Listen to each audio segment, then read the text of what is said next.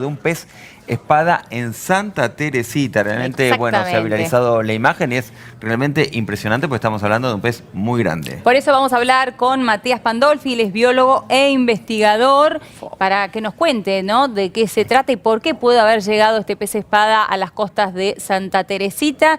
Matías, buenas tardes. Buenas tardes, ¿cómo están? Muy bien, ¿vos?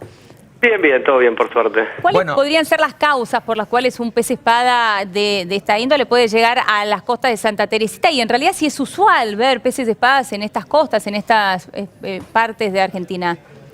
Sí, mira, no, es de muy baja frecuencia.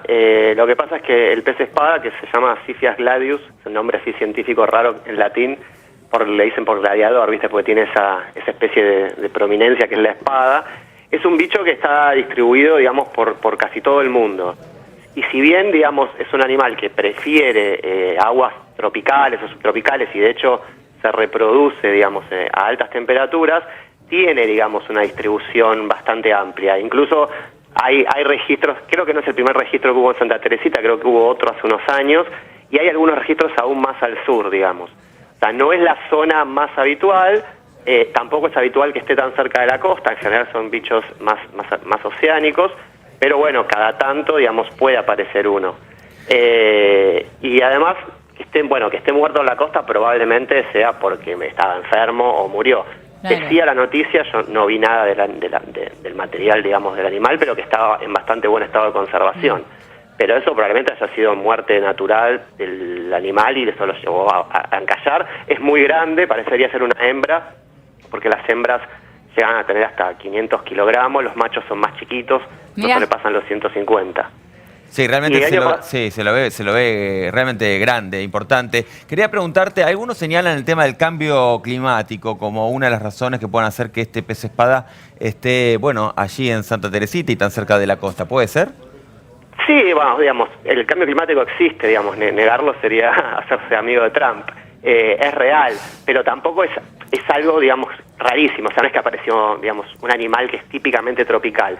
Es un animal que, te insisto, que no es lo más habitual que esté, pero llega hasta tan al sur. De hecho, a diferencia de la mayoría de los peces, el pez espada, igual que los tiburones y los atunes, no son de sangre fría, digamos, como se cree, sino que tienen capacidad de calentar su sangre y mantenerla hasta 10 grados arriba, digamos, de lo que sería la temperatura corporal. Entonces tienen adaptaciones como para estar durante un tiempo. Y como migran tanto, probablemente siguiendo algún cardumen o alguna cuestión de esas, podría ser que anduviera por acá, digamos. O sea, son bichos más bien solitarios también, en general no se juntan solo en la época reproductiva. Y el año pasado, el 2015 se hicieron muy famosos porque se filmó por primera vez en España el cortejo. No se sabía nada de estos bichos, cómo se reproducían ni nada. Sí. Y unos pescadores levantaron una hembra con una red, que es la más grandota, que pesa como 500 kilos, y estaba llena de huevos, tenía como 3 o 4 machos alrededor cortejándola. Y sacaron la red. Sí, lo llamaban, a la zona esa la llaman el Mar del Amor o una cosa así, es una zona cerca del Mediterráneo en España. ¿Es una hembra con 3 machos? Generalmente sí, la hembra hace como digamos, es muy poco lo que se sabe, pero se la ve siempre una hembra con 2 o 3 machos que fueron, digamos, entre ellos compitieron primero para ver quiénes eran los, digamos, los elegidos, porque en los peces, si hay algo que es bien claro, es que la hembra es la que decide, bueno, en casi todos los vertebrados, digamos. Como con los humanos, sí. Como con los humanos, te dicen acá. Sí, también, claro. Pero bueno, yo con los humanos trato de no mezclar tanto lo biológico porque lo cultural atraviesa todo y es un poco diferente, ¿no? Claro. Pero en realidad sí, digamos, en los peces eso es muy claro y acá, por lo que se vio ese año, que es en el 2015 que salió este primer estudio, había como un cortejo de 3 machos y encima ella estaba en la red atrapada y los otros pobres seguían nadando alrededor tratando de hacerlo ovular, pero bueno, en esa situación de estrés obviamente no se iba a reproducir. Matías, te preguntaba lo del cambio climático, porque tengo entendido que es un tipo de animal que está más bien en zonas de aguas cálidas y profundas. Sí, ¿Es así?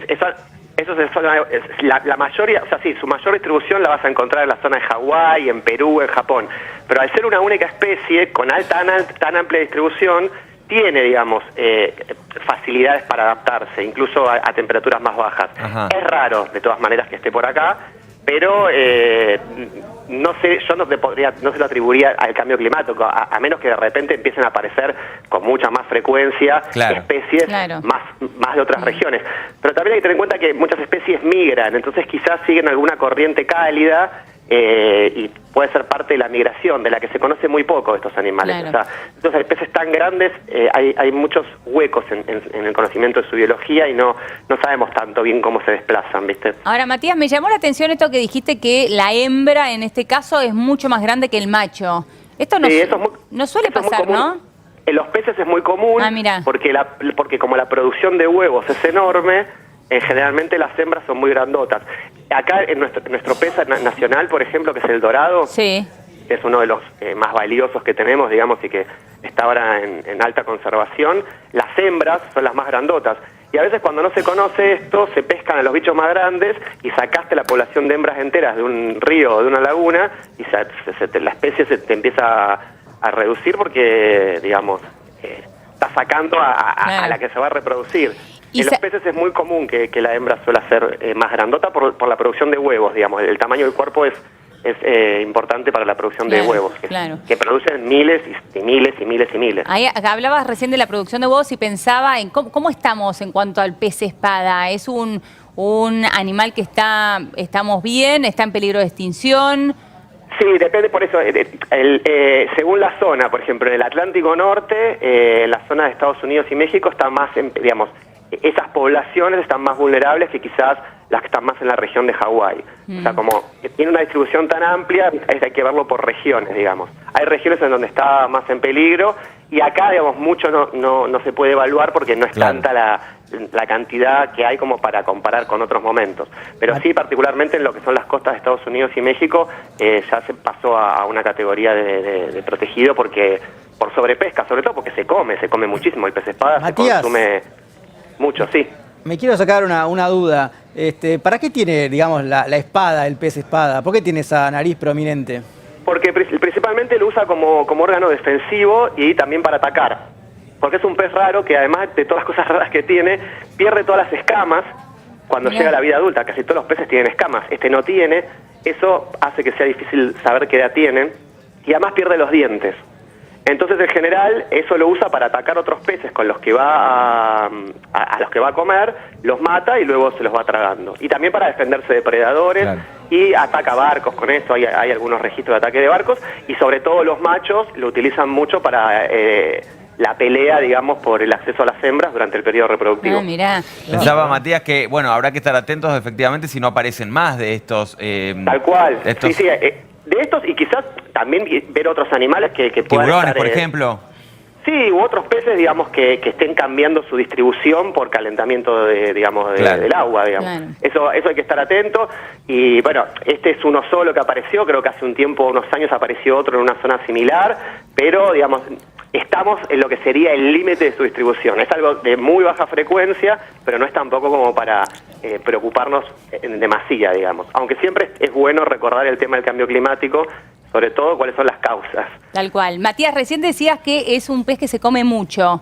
¿Qué tipo de pez es? ¿Es un pez blanco? ¿Cómo es? Sí, es blanco. En Chile se lo conoce como albácora, es muy común en filet. Sí, es un pez, como tiene una natación muy grande, generalmente esos peces tienen poca grasa, porque bueno, justamente la queman mucho en este proceso de desplazamientos grandes que tienen.